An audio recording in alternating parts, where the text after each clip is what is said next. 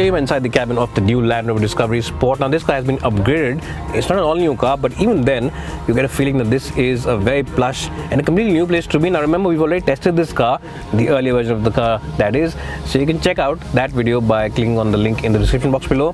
What you like about the car now is you get an all-new touchscreen, and the gauges are also all new, and this touchscreen system really does lift the cabin's ambience. You also get very nice materials for these smaller switches over here, and the ambience inside the cabin really is very good.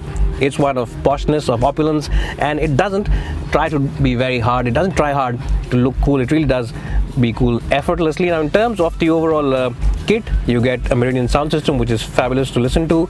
You also get traction control as well as hill descent assist and a host of other features. The best point about this car is that if you live in Mumbai, you get not 200, 400 or 500 mm of water wading depth. You get a total of 600, which is nearly 2 feet, 600 mm of water wading capabilities, which makes it one of the better luxury SUVs out there if you live in the monsoon time in the Mumbai area. Now in terms of other features, you also get 4G Wi-Fi hotspot for this car, and you also get a camera on the antenna at the back, which gives you a live view of whatever's happening there. This is a very thoughtful touch, because if you have passengers in the back seat, you always see them and their heads pop up over here and you can't get a good view of whatever's happening at the back. So that's a very thoughtful touch. Overall, a great place to be in. I'll give it a score of 9 out of 10 in the front seat department. Seats also are very generous in terms of comfort. Now let's jump in the back and see how good that really is.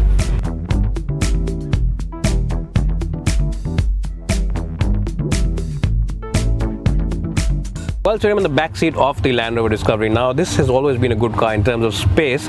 Now, this is, of course, one of the few cars in its segment which offer you 5+2 seats, but I'm not going to get in the last row of seats. I'll just show you the second row, because that'll look very unclassy, and this is a very classy car for me to do any kind of that stuff. So in terms of knee room, it's a great place to be. Headroom also is more than sufficient. Now, my height for reference is 5'10". So if your height is about 5'10", if your chauffeur's height rather is 5'10" or 5'11", or even maybe around 6, you'll be very comfortable in the back, even if your height is that much. It's a wide car. There's a bit of a hump, but it's not too tall, neither is it too wide, so you can easily accommodate the feet we're sitting over here.